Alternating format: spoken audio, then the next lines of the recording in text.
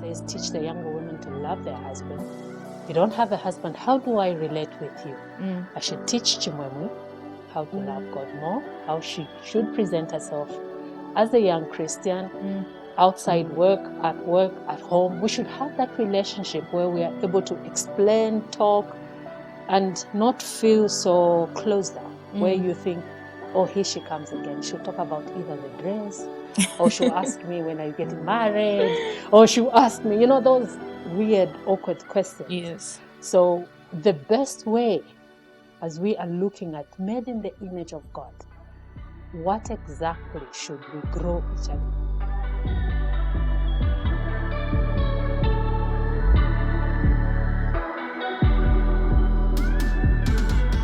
Welcome to Imago Dei, a podcast by women for women, where we discuss what it means to be an image bearer. We seek to apply biblical wisdom to everyday life situations for our growth and glorification of God. Welcome to another day with Imago Dei. Auntie Mirriam, how are you doing this fine day? I'm fine, thank you. And how are you, Chimwemwe? I'm doing very well, thank you. I'm so excited to meet again today for this new topic. Today we'll be discussing the cultural divide between the older and younger women. So I was looking through the dictionary to figure out what the definition of cultural divide is, and I found this particular definition, which I think will help set a foundation of what exactly we're discussing. And the definition states, it is a virtual barrier caused by cultural differences that hinder interactions and harmonious exchange between people of different cultures. I think even as we're looking at the cultural divide, we can equally look at the generational divide. I think there's a close interaction between the two words. Yeah, indeed. And I think much more we can talk about generational divide, because we'll be talking about the divide between you and me. What is it that hinders our relationship? Why is it that Chimwemwe fails to interact with Auntie Mirriam when they meet to just have a normal conversation? It's like each time when you talk to a person who is younger than you, the younger one will probably walk away saying, she doesn't understand me. And then the older one will walk away saying, she doesn't listen to me. So how do we bring that gap so that we can understand each other? You and me, when we sit in a room, there should not be a division. There should not be anything to do with my age, whether I'm older than you or younger than you, mother, daughter. We should be able to interact and move away from that discussion, that we had a fruitful discussion. Nobody goes away upset or nobody goes away confused. So yeah, indeed, it's quite an interesting discussion. I hope we'll move away from here being taught and have a fruitful understanding of our cultural differences. Yeah. I think I absolutely agree with everything that you said. And I think the easiest way for us to leave this place, having determined how we can close that gap, is to first figure out what is causing that gap. In your opinion, what do you think is causing that gap between you, the older women, and me, one of the younger women, even just in the church? Well, when you look at the gap, at times the older women will say the younger women don't want to relate with the older women because probably we have the way we were brought up is different from the way you were brought up. And when we are talking, it's like we're speaking two different languages. Okay. The way I would say things, you would understand them, interpret them in a different way. Okay. Mostly you hear the younger women would think the older women are coming on them forcefully. When the older women, when they're talking to the younger women, they're thinking that is the right way of talking to them. Usually to just narrow it down, we can say communication. We do not know how to communicate. We do not know how to express ourselves so that you can understand me and me understand you. So I think it is the way we talk to each other, the way we communicate with one another. Oh, okay. Yeah. When you look at it on my side, I don't know how you would interpret what causes this older generation to be like, they're more reverent. It's like when you look at them, when they're coming, walking towards you, you're thinking, what are they going to say? Yeah. So what comes to mind on your side? I think I equally agree with you that one of the causes of the gap is communication, amongst other things, which also include, I think you subtly said something with regards to how the way we were brought up. You know, your principles will be slightly different to my principles. I'm trying to see how best I can put it. I think it's got a big part to do with the way you were brought up from your parents and how I was brought up from my parents. And even just the way we've grown up. We've grown up in different circumstances, different situations. Even things like a TV. I don't know if you had as much exposure to TV as I do now, and as much exposure to the internet as I do now. Yeah. So there are certain things which I'm learning from TV, certain things which I'm learning from the internet, which you didn't even get to see at that particular age. So I think one of the issues which is causing the gap as well is the things I know now at my age. I think you probably didn't even know at your age. You were not exposed to those things. And just being able to, you may come to me with a certain issue which you want to discuss with me. And I may feel like you can't relate because you didn't experience this at this particular age, But I think it goes back to what you said in the beginning, communication. If, for example, let's say I come to church in a loose trousers, for me, I might feel that is decent because it's a loose trousers. It's not a tight trousers. But for you, you have different principles. I know all your life you've known you cannot come to church in a trousers. But, it's certain things like that. But if you come to me, Auntie Mirriam, and just say, Chimwemwe, you cannot wear trousers to church. You do not sit me down. Me and you do not have any relationship where we talk beyond Sundays. I think that is where the issue comes in because we do not have a relationship. And because of that, we're not able to close this particular gap. And I think that's where the gap comes in. The fact that me and you, we have a relationship, but this is just an example. I mean, there are many women in church who I'm going to be very honest with you about that I do not have any relationship with them beyond how are you, how was work, how are you, how was your week. But you can imagine all these women have been my age, 26 before. Yes. They've experienced different things at the age of 26, which they can impart on me. But because I don't want to blame them. I don't want to blame myself. But there's definitely something which I think we should work on as women in allowing ourselves to form relationships, which allow us to close that particular gap. But as long as I am going to say, I am Chimwemwe from this particular generation, I'm going to do what I want to do the way I want to do it. And you, Auntie Mirriam, and everyone in your generation is going to say, I am only going to point at all the wrong things that Chimwemwe does, and I'm going to not develop a relationship with her. I will just be here as her mentor. I'm just going to stand here and just direct her. Finger pointing. Finger pointing, exactly. I direct what she should do, what she shouldn't do. But I won't sit down and explain to her why I think she should do it this way. Or I won't sit down and try and understand her point of view and why she's doing this in this particular way. I think the gap is only going to grow bigger as the years go by. That is true. The most interesting thing I find with what we are talking about and looking at the topic or looking at what we call our podcast, Made in the Image of God. This is where now we close the gap by looking at Chimwemwe not as Chimwemwe as I see her outside. I look at Chimwemwe as a young lady who is made in the image of God. And I am made in the image of God. And in God, if we have this relationship as God's children, there is nothing that should separate us. The differences is because of what is in the world, what the world brings to us, what the world wants to teach us. Because this generation X, Z, B, whatever we call them, it's because of what is in the world. So when you look at Peter, is it Peter who tells us we should not live as people in the world. As long as we are in the world, but we should not be part of the world. So this is where we close the gap. God should be the center of your relationship and my relationship. I need to spur you, to grow you towards God. You need to spar me, sharpen one another. And how do we sharpen one another? How do we close up this you can't, is by bringing the scriptures in between us. And together, when we read what exactly God is telling us to be as an older woman, what is my responsibility? In Titus 2, verse I think 5, tells us, older women teach the younger women. How do I teach you? Because when you're teaching someone, you don't point out, hey, you are wrong there, and there you're wrong. That is not teaching.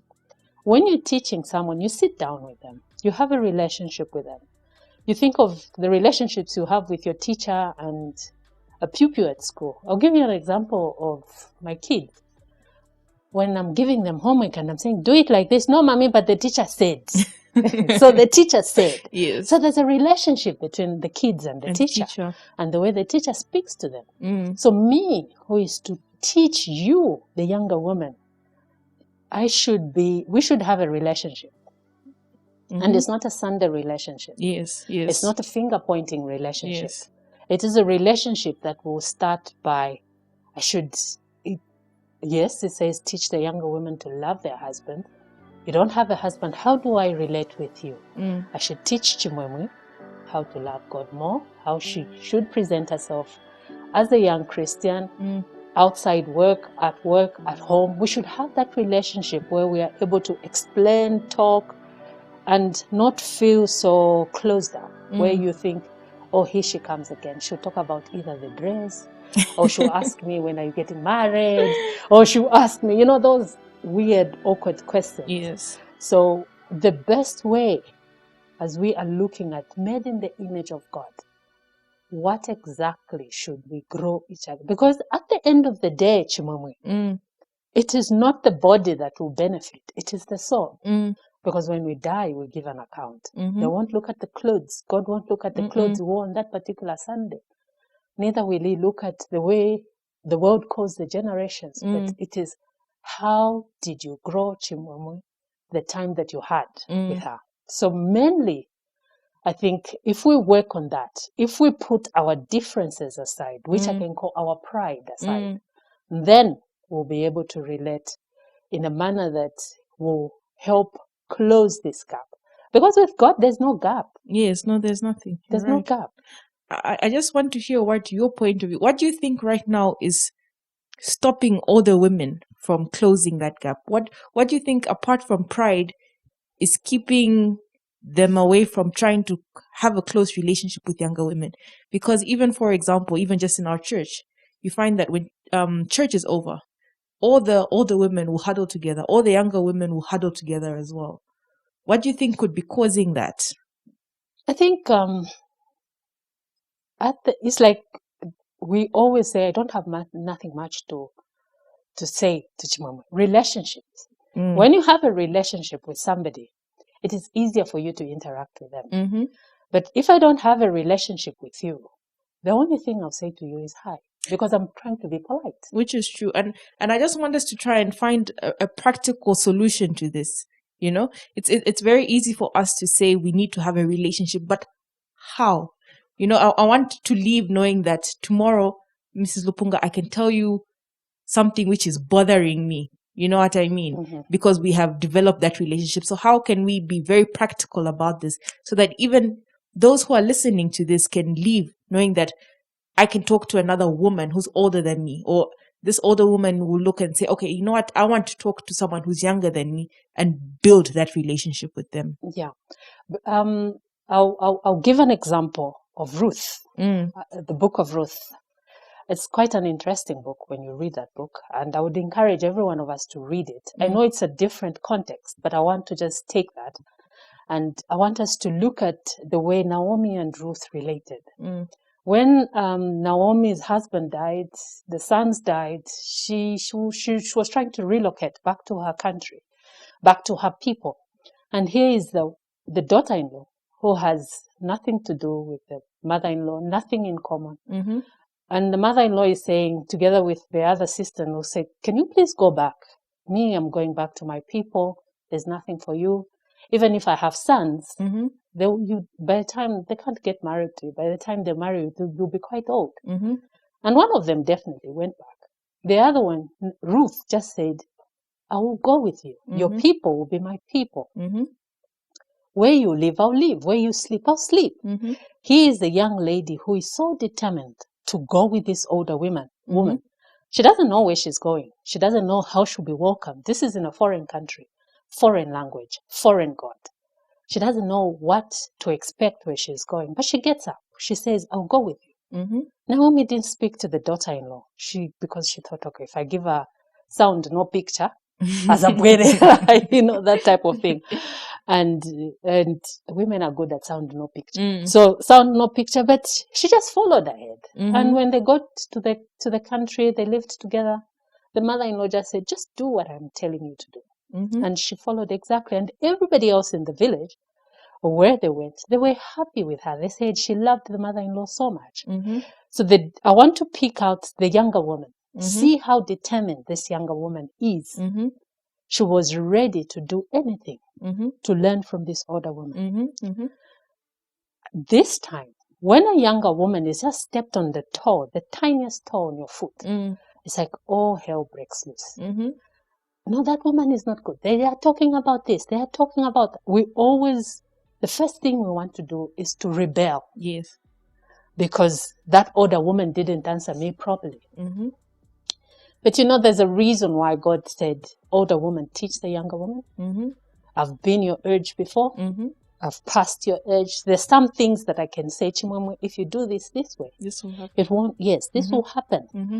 Now, because the younger generation now, they know it best, it's like when you say, for example, your baby, you cannot papa your baby like that, or don't give baby just yogurt. Give them porridge with groundnuts. Oh no, mommy, my child won't grow up on that. Porridge and shava. My child is, no, feed the baby kapenta and mwana wanga sasa kavidiapo. Ndimwe paja pa mwenze vovu. You think you know better. Mm-hmm. And then in the end, we are developing this gap. Mm-hmm. And what you do to me as your mother, definitely your child will do to you. Because she will learn something new from the internet. Mm-hmm. And then when you're growing up, you'll be telling your child, no, don't. What are you telling me, mommy? Mm-hmm. Me, this is how we do things. Mm-hmm. So as a result, we end up pushing ourselves to this gap, big gap that we are having. Mm-hmm. And we're not able to relate. So the best way to close that gap, like I keep on talking. Now I'm talking about a Christian woman. Mm-hmm. Because it's very difficult to relate to a person who is a non-believer. We have one thing in common, Chimama. God and the Lord Jesus Christ. I can call you, you are my daughter in the Lord. I can rebuke you in the Lord. Because all scriptures, that's what we are told. I should be able to come to you and teach you and talk to you. And you should be able to understand me using that background. Because we are Christians. Because what I'm trying to do is not to harm you, but to help you grow. When I come to you and say, Chimwemwe, can we go aside and talk? I don't want you to look at it in I have your best interest at heart. So if we put aside our selfishness, our self-centeredness, and tell ourselves the only center that we have is the Lord Jesus Christ. And if that older woman from church comes to me to talk to me, how to papa my baby, how to sit, how to just relate with people, I should not get affected. I should actually take that as something. She's trying to grow me in this dark. Yes, because the scripture says in Deuteronomy that parents, teach your children the way they should grow. It didn't have sides. You teach them the way they should go. Yes. So if I want you to go in this direction, I should not let you just go anyhow. I should teach you the way they should go. I should teach you, when you cook chimwemwe, you start by putting water on the stove or in the kettle. If you want to cook shima, I show you the stages. So yes, I think that is the way we can close the gap. Let's remove self-centeredness, selfishness. Okay. No, I absolutely agree with what you've said. And as you were speaking, I just thought to myself, what stops us from communicating beyond our Sunday meetings? I mean, I'll give an example of the two of us. we will rarely communicate during the week. And I think I'm just going to be very practical about this because it's something which you can both relate to right now. Yes, what stops you, Mrs. Lupunga, from sending me a message to greet me? And I'll equally explain what stops me from sending a message just to find out how you are and how your week is going. I don't have an excuse. Okay, once in a while, at least I try. No, you do. At least you can attest to that. Once in a while, I try. But yeah, guilty as charged. I can't give a reason why. Okay, I would give you an example. I was telling somebody that, I felt to relate to just keep on communicating with people who work. Okay. Because with me, it's like me all the time can be high, phone and things like that. And then when you see somebody write you, just text, I'm in a meeting. You go like, wrong time. Now you don't know which one is the best time. What's the best time? Yeah. To get in touch with this person. But regardless, that should not stop me to say, how are you? How have you been? How was your week? How can I pray for you? How can we do this and that? Let's have coffee. Let's just, So I don't know. I don't have an excuse. Guilty as charged. Which is good because I believe a lot of us don't have excuses. I'm just going to give a practical example of Auntie Gift from church. I feel like she's been very deliberate about this, and I would love if more women could do this. I mean, you do check up on me, and I do appreciate that. But she's been quite deliberate about checking up, asking, "What can I pray for you about?" It's those little steps. Yep. Which allow you to build a relationship with someone. And I think that's just one thing which we all need to do. We need to personally take that step. I shouldn't wait on you, Mrs. Lupunga, to check on me. Like, I don't have a phone. Yeah, exactly. I should equally take that little step and send you a message, give you a call, and it will help us to close that barrier. And I'm just hoping this is something which we can all pick up, taking that little step, because that little step will slowly grow. I mean, if I call you maybe today and try and have a long conversation, we might be stuck in the middle of a, okay, what do we say now? Yeah, I don't even know if she's cooking or she's busy. You start thinking, what is it going to say now? The other thing that people tend to say is, because I don't talk to her so much, I'm wondering if I ask, what should I pray for you for? She'll go like, why is she asking? What did she hear? What is she trying to find out? What is she trying to find out? Exactly. But that should not be the case. And yet it's coming from a genuine heart. Someone wants to genuinely pray with you. Yeah. Yes. We should, because as a believer, I should not think that you have a hidden agenda. Exactly. There's no hidden agenda, because at the end of the day, God looks at what is in your heart and what exactly you would want to communicate. You wouldn't know that particular day when you phone me and you go like, how are you? And you go like, oh, Chimwemwe, you did very well. Thank you for calling me. And thank you for praying with me. Oh, thank you you've cheered me up. We should not take relationships for granted, because we don't know what the Lord has given you to spur me. And we should not judge in those terms. Yeah. I think I just want to look at it from another perspective as well, especially that you're a mother. So this morning I was talking to one of my friends and I was telling her, I'm going to be part of a podcast this afternoon. What do you think about, the cultural divide between older women and younger women? And she gave me her personal interpretation of it. And she looked at it from her mother and her being a daughter. And she said, Chimwemwe, I don't understand why my mother chooses not to discuss certain things with me. There are certain things which she's left for the world to teach me. Things to do with sex, things to do with maturity, things to do with relationships, things which I would want to learn from my mother. And I just want to hear from your perspective, because I believe this goes back to the generational divide as well. Because there is this, I don't know if it's a perceptive or what it is exactly, where older people don't want to discuss these things with younger people. Yeah. And yet, if you are our Christian parents, you should be the ones who are imparting the right knowledge on us. You should be the ones who are explaining to us in detail, what you should and shouldn't do according to the scripture. Exactly. Don't leave the internet to teach us. Don't leave our friends who may be going on the completely wrong path, but because we're hearing it for the first time from them, we think this is possibly the right thing. Exactly. And, for me, I think when it comes to knowledge, whatever you hear first usually has a very big impact. Yes. And you can imagine if I've got friends who are completely bad influence who are telling me a certain thing, and you, Auntie Miriam, are only going to come to me later as either a mom, either an aunt,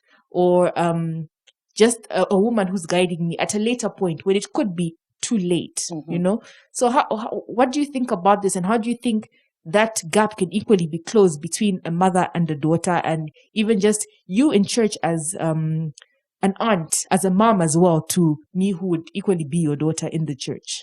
I would say, yeah, that is the biggest mistake that has been made in the past. And I hope that as older women or as moms who quickly try to close up, I know there's some parents that have really gone flat out to talk to their children. I'll tell you, my mom never had words. We would even feel like, hey, this woman is going far beyond what she needs to say. My mom was one that when she starts speaking and everybody looks at, this woman, why is she saying what she's saying? Doesn't she know that I'm young? But then we didn't know.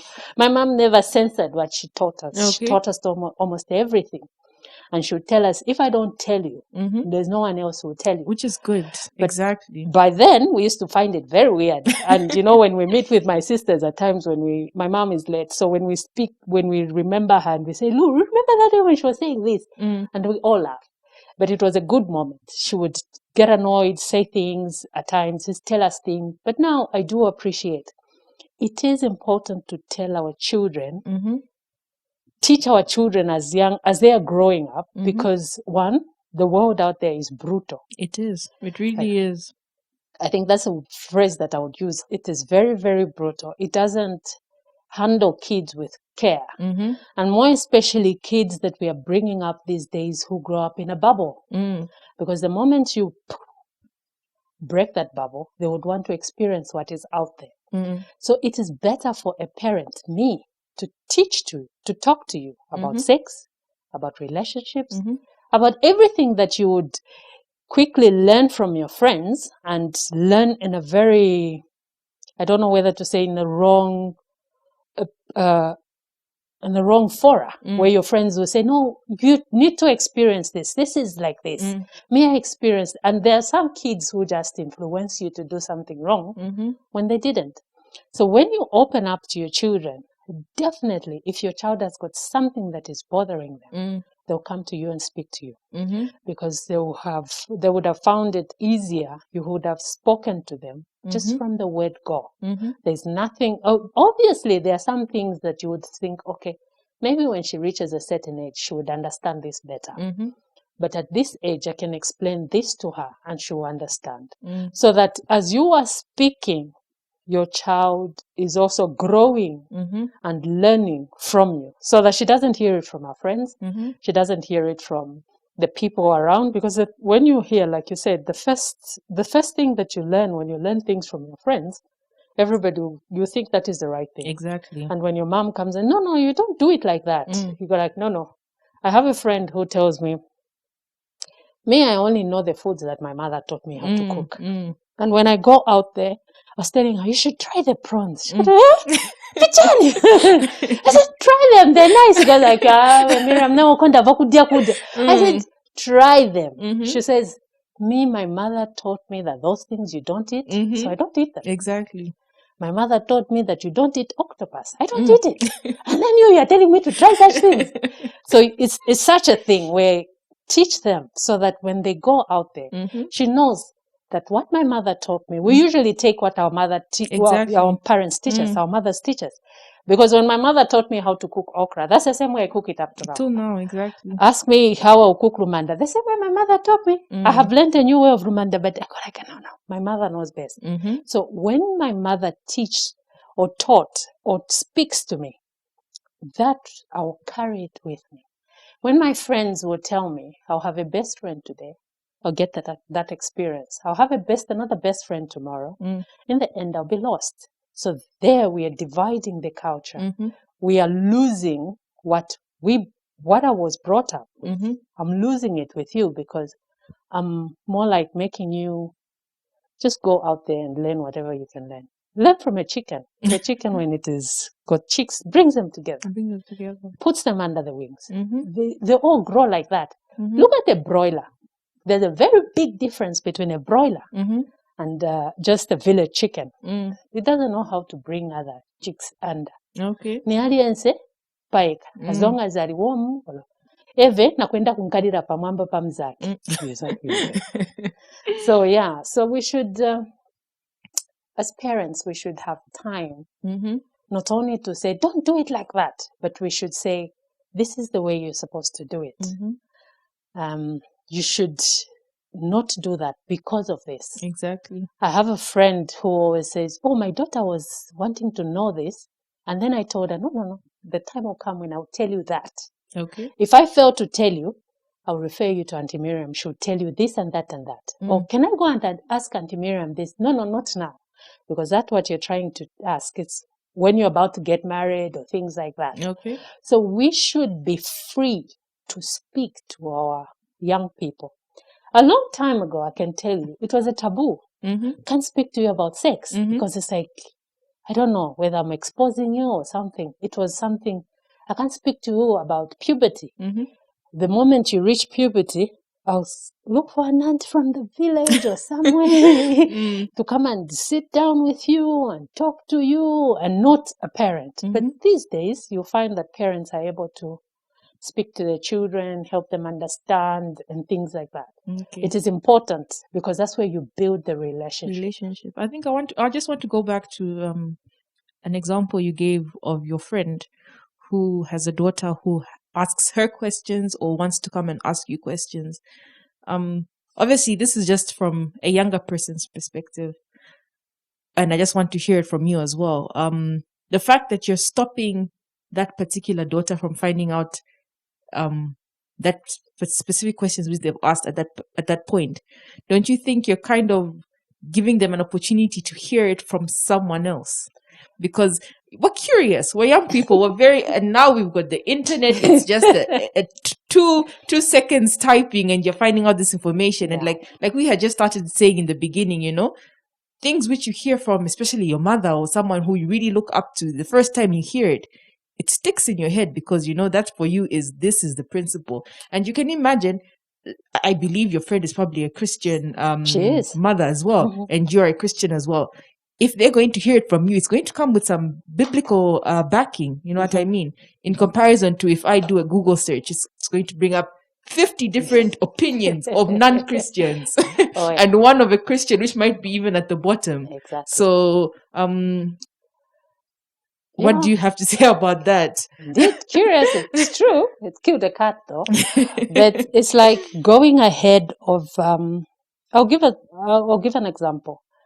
You're studying medicine, or when you were studying to become a lawyer, you'll find that they wouldn't give you things that you would learn at Ziwali to give you in the first year, isn't it? No, at school, no, yes. Because it will totally confuse you. So here's a person who is not married, who is not in a relationship, and then I want to tell her things about what happens when somebody gets married and what happens when somebody is in a relationship. Okay. So I'll end up confusing you, and I don't want to confuse you. Okay. I want you, because you have a friend who is getting married, and she has been taught A, B, C, D. And probably your friend has come to you and said, "Oh, Chimwemwe, where I was," even after being told, "Don't tell anyone." She comes, "Hey, where I was, Chimwemwe? They said because Chimwemwe, you are my best friend, and I need to tell you, these women are weird." And she's there telling you, and then you're confused, going, "Hey, really? That's what they told you?" So you go now because I have Auntie Mirriam that I'll ask, and then Auntie Mirriam, this is what that girl was saying, and then I'll ask, "Are you in a relationship?" No. As far as I know, you're not getting married. She was wrong to tell you that. So I cannot get a syllabus for grade 12 to teach to a grade 3. No, I understand that. It will confuse her totally. So that's why we go like, no, just wait for your time. Okay. You will find that syllabus doesn't change. It will be just like that. Kapena modio is akulako, but it's the same. Okay. So just hold your fire. The problem is with this generation, you do not have patience. You don't want to wait for your time. Okay. You want to run before you learn how to walk. You want to eat meat before you learn how to, you don't have teeth. So let's take things one step at a time. Okay. Learn how to walk, then run, then do a sprint. I don't know what they call them, but bit by bit. And then like that, we close up the gap. It's not that when I say not now, I'm saying no. Never, yeah. Yeah. I'll give an example when we're praying, when we're talking to God. There are times that God doesn't answer us right away. Does it mean that he won't answer us? No, it doesn't. Does it mean that I should go out there and do what I want? Because, God, I prayed today in the morning. I said, this is what I want. You didn't give me. So I'm going on Google search. And then you go on Google search. We do the wrong thing. God says, wait. God says this. So we should not be in a hurry. We should take things a step at a time. Let's close the gap a step at a time. I'll take a step. You take a step. Let's meet in the middle. When we meet in the middle, we'll be able to relate. You will understand why I'm saying not now, Chimwemwe. Come to me when you say, Auntie Mirriam, I found somebody. Remember that time? Tell me. And then I'll have no issue. I'll say, cup of tea here. Okay. That's what she asked you means this. Yeah. And then now, that's when you appreciate it. You know why I'm saying that? I have a niece who got married and she told her mother, I don't want any mother's basket. I don't want any this, any that. Okay. Why? Because it's old fashioned. This was for a kitchen party? Exactly. Okay. Old people, I won't use those things. Okay. I don't have use for those things. And me, I went, what do you mean you don't have use for that thing? No, Auntie Mirriam, what will I use Impasa for? I got like you. People sit outside with Impasa. What do you mean you don't use Impasa? Impasa comes in handy at times. Comes in, Mbaula comes in handy. No, I'll have a gas stove. No, I'll have. You have the solutions. I was telling somebody that you were born with words in your mouth. You say this, he says that. You say this. All the answers. So in the end, you find that they don't have use. So don't listen to your friend.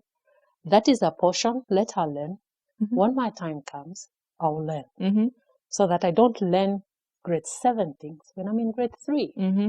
I don't start saying, no, I know what this means when I totally have a different understanding. In the end, I'll think I have more knowledge. Exactly. Yeah.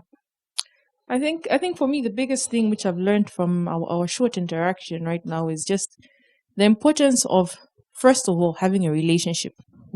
But before you can form that relationship, both parties need to take a step. You know, you can't sit down and always wait on the other person, especially because we're looking at it from an older women and younger women. We all have different beliefs. We all have different issues which we faced at different times. But I think one thing which stands, which is a fact, is as long as you're an older woman, you've been through more things than I have at my age. You could be maybe double my age, a quarter my age, but you've still not a quarter my age. Could be. What do you mean? Could be quarter your age. What do you want me to look? But you've definitely seen life from you've seen more of life than I have, you know? You've experienced more than I have.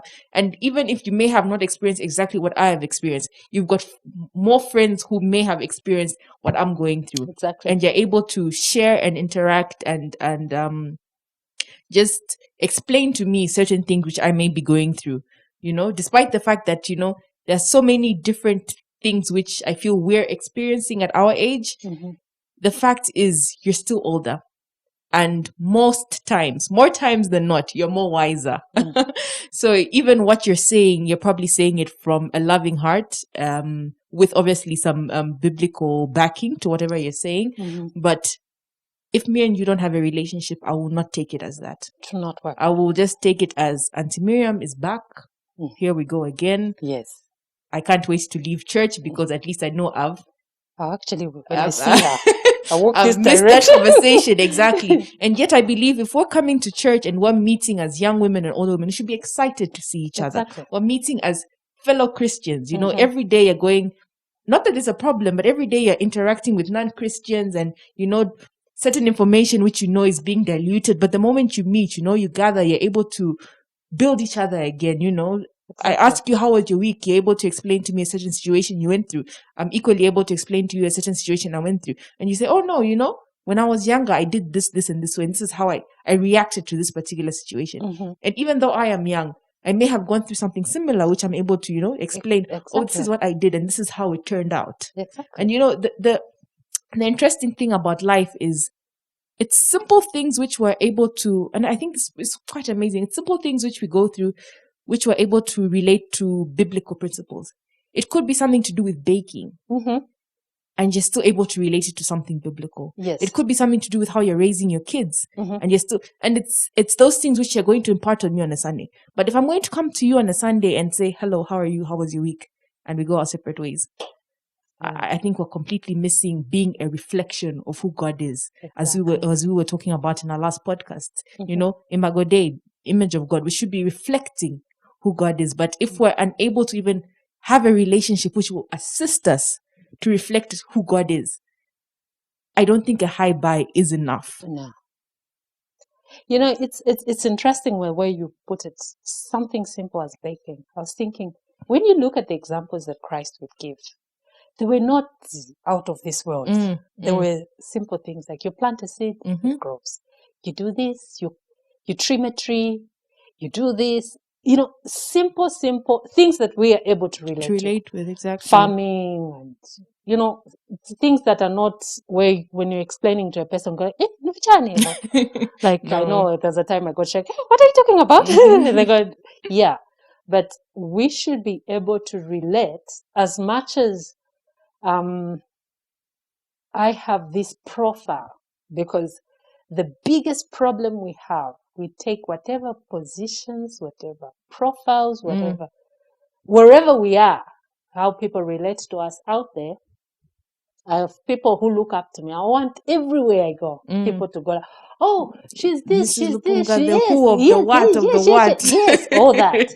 But when we come before God, frankly speaking, Chimwemwe, there's no profile. No. There's no all that title that one can hold. When God looks at me and looks at you, we are both children of God, both made in the image of God. The way God tells me to humble myself is the same way God tells you to humble yourself. That's absolutely true. So when we are relating to ourselves, let us learn to humble ourselves. Make the first step. If you see I'm not making the step, make the first step. How are you? How was your day? I usually see you, because when you say no, the older women, the younger women, you find that the older women say, no, the younger women don't follow the older women. Even you say, the older women don't follow us. So we'll stay in our tents. Make the first step. Make a difference. Look at what Ruth did. Where you go, I'll go. Your people will be my people. Let's get an interest. Don't say because I am like this socially, I can't learn anything from that one. That is the other problem we have. We look at the jobs we do, the titles we have, and we think, oh, there's nothing I can get from that one. At times we also look at just the appearance. Oh, that one blings. Can learn something from the blinger. I've learned that new word. I can learn something from a blinger. I can learn something. But God looks at our hearts. And when God puts us in a place, I always tell people that when God placed me at Evangel, it's for a purpose. And for that purpose, I should be able to accomplish it. But by God's will and by God's grace, you are here for a purpose. Imagine, did we ever think that we'll be doing this? No. Did you ever think that we'll be having these conversations? No. Far-fetched. And yet Robbie has brought us together, and then now we are having these conversations. So it is for a purpose. Indeed. It is bigger than Chimwemwe Banda and Mrs. Lupunga or Auntie Mirriam. It is bigger than us. Our relationships is bigger than us. Our relationships are to glorify God, not to make me feel, I hope apunzira. No. It's like going to church, listening to a sermon. It's not about the person who is a sinner. It's about me. What is it? Not I hope Chimwemwe. So how am I being growing? So it's not about the third person or the fourth person. It's about me. It's about you. Because if we keep on pointing fingers, you should remember that this is always pointing at you. The thumb. When you do that, no matter how much you do it, the thumb will also point at you. What are you doing about it? To close that gap, go to the older person. Speak to the older person. If you're going to rebuke me correctly, Chimwemwe, I have no reason to say you are rude. If you're going to come to me, Auntie Mirriam, the scriptures say, you're not doing your job. Will I stand there and say, hey, woman of the building? No. I say, thank you. You are rightly so. So let us close the gap by looking at each other. We are both made in the image of God. We are both to glorify God as human beings. I want us, as we are closing, to look at, please read 1 Peter chapter 5 and verse 5 to 6 to see what it is telling us to do as Christians, whether younger or older. Okay. So you said 1 Peter chapter 5? 1 Peter chapter 5. Verse 5 to... Verse 5 to 7. To 7. All right. So the Bible reads, likewise, ye younger, submit yourselves unto the older. Ye, all of you, be subject one to another, and be clothed with humility. For God resisteth the proud, and giveth grace to the humble. Humble yourselves, therefore, under the mighty hand of God, that he may exalt you in due time, casting all your care upon him, for he careth for you. Exactly. We can only do that if we submit to one another. I cannot be me if I don't submit to you. No, you cannot feel yourself if you don't submit to me. When we look at the passage that you've just read, it is telling us to humble ourselves. Let's humble ourselves, submit to one another. And if we submit to one another, we'll cut off the bridge. We'll build another bridge that will draw us closer. Because if we don't, all these walls that we have built, we'll keep on building them further because we're failing. Now, Chimwemwe, you call me an older woman. Imagine my daughter, what my daughter will call you. An older woman. So what is it that you're going to break? What is it that I'm impacting on you? Because right now, I usually look at it. What is it that I'm teaching the younger women? I usually tell, there's a group that we have with the young girls at church, Plants and Pillars. I said, what I teach you, I expect you to teach my daughters. Because my daughters, when they grow up, they'll need somebody to look up to. Exactly. And they'll need an older woman at church. So if I don't teach you, Chimwemwe, who is going to teach my daughters? You'll be the next older woman. Like it or not. It's true. No, Auntie Mirriam, I just want to hear what your perspective is on a situation where, let's say, a young person tries to reach out to an older person, but in so doing, they either receive bad feedback or the older person does not respond the way that they expected them to, or in the end, they're actually scarred maybe by the way they've reacted or something that they've said, or maybe the older person comes and just merely judges them for maybe something they've gone through or something which they try to explain. What's your response to something like that? What lesson can we learn on how to deal with such a situation? Well, when I look at it, we're told as Christians, one, we should try to live at peace with all men.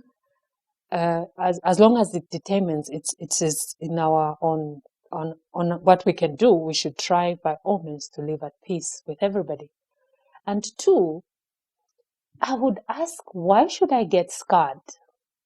You are a younger person who has come to speak to me, and I'm blocking you out. And then I'm not doing my Christian responsibility as a Christian woman. I'm not doing my job, which is to, actually we are told, older women teach the younger woman. I am to blame because I'm not teaching you. You've come to me and I end up lashing out or I end up saying something that will hurt you. So what would you encourage a younger person who's been in a situation where they've been blocked? The first thing I would say is, look, there are times that people go through things and whatever they go through, they usually carry them along. So probably that person had a situation and the time you approached them, whatever situation they had, they just lashed out on you. So it is better to let's try another one. Mm-hmm. Let's see who can help you. Mm-hmm. Because I can assure you, Chimwemwe, when my relationship is not right with God, Mm-hmm. I cannot have a relationship with you. Mm-hmm. So I need to have a relationship with my God. Mm-hmm. Then I'll be able to have a relationship with you. Okay. Because when I have a relationship with my God, whatever burdens, whatever issues I have, Mm-hmm. God will carry them. Mm-hmm. When I come to relate with you, I should not lash out to you. Mm-mm. When I have a problem, and then when you have a problem, or you feel I have done something, I should not. Hey, the first thing is I'm lashing out to you. I should be able to talk to you gently. Mm-hmm. So I'll probably say they have their own issues Mm-hmm. that they need to deal with their maker. Uh-huh. So let me have a relationship. We need to certainly have a relationship with God Mm-hmm. before I have a relationship with you. Why? In simple terms, God will judge us. Mm-hmm. Judge us on the things we say, on the things we do, everything that we do. We're going to be judged. Mm-hmm. So if I'm going to be judged by shouting and doing, if I'm not able to at that particular time, Mm-hmm. you come to me, I'll just say, Chimwemwe, right now I'm going through some things. Mm-hmm. Can you come back to me after a week? Okay. And then we'll talk. So I think one of the interesting things which I've heard from what you've said is the fact that, if you can't get through to someone, don't force it. Yeah. Don't force it. There are other Christian women who you can still talk to and still build a relationship with, Mm-hmm. People go through various things at various times, which is allowed. Mm. Just because you're Christian doesn't mean you're going to have a perfect life without any struggles, without any issues. So at a certain time when you're approaching someone, it may not be the right time. But that's not a reason for you to stop or stop completely trying to even interact with other women. No. Because people are not all the same. No. Exactly. Yeah. I think we've had a very good session. I've really enjoyed this conversation with you. Me I too. know personally for me, Mm-hmm. I feel like You'll be this SMSing conversation me more. alone has built our relationship. Yes, Even when I yes. leave, I'm going to leave knowing if I'm going to text Mrs. Lupunga, she's going to respond. Exactly. Because of this simple conversation. And that's what it takes. A simple conversation. Just A simple simple, conversation. hi, how are you? And something beyond that. Yeah. Trying to get to know someone, Mm-hmm. being deliberate about it, Exactly. and not just sitting and waiting, but actually taking a further step. Yes. Yeah, it is important that we all take steps. Because without walking, if we're not going to take a step, we'll not move. Mm-hmm. We'll be stuck. So let us make a deliberate effort to walk towards an older woman, walk towards a younger woman, Mm-hmm. have that conversation, break the barrier. I'll give an example in conclusion of, I was thinking of, I hope I'll get it correct. Is it John Mark or someone with Paul? He said, no, I won't go with him because last time he did this and that, they didn't click. Mm. So they went their separate ways. Barnabas went with him. Paul went his way. But in the end, Paul found him very useful. Mm. They had a very good relationship. We don't know why God has brought us together. Mm-hmm. We should not build these walls to stop us have these relationships. Let's break down the walls. I think we tend to think when we hear the devil, we expect him to come with a pitchfork and things like that, and then disturb our relationship. It's just the small things. He doesn't want you and me to have this relationship. You would think I'm very complicated, yet I'm not. I would think, oh, Chimwemwe, I want to go vote, but you're not. The devil is stopping us to spar one another, to build one another, to glorify together God. Let's not let him do that. Let us remember that we are made in the image of God. And in that image, God himself, for us to glorify him, he made us for one purpose, to glorify him. And how do we do that? By building one another, by breaking these barriers, by breaking all the do's and don'ts that the world is giving us, the culture, the words. Let's break them down. Let's build this relationship. And then together we'll see how important it is. It is quite interesting. This topic will run us through the mentorship so that we see the importance of having a relationship, getting to know each other, breaking And then how do I mentor you from there? Is my relationship just going to end like that?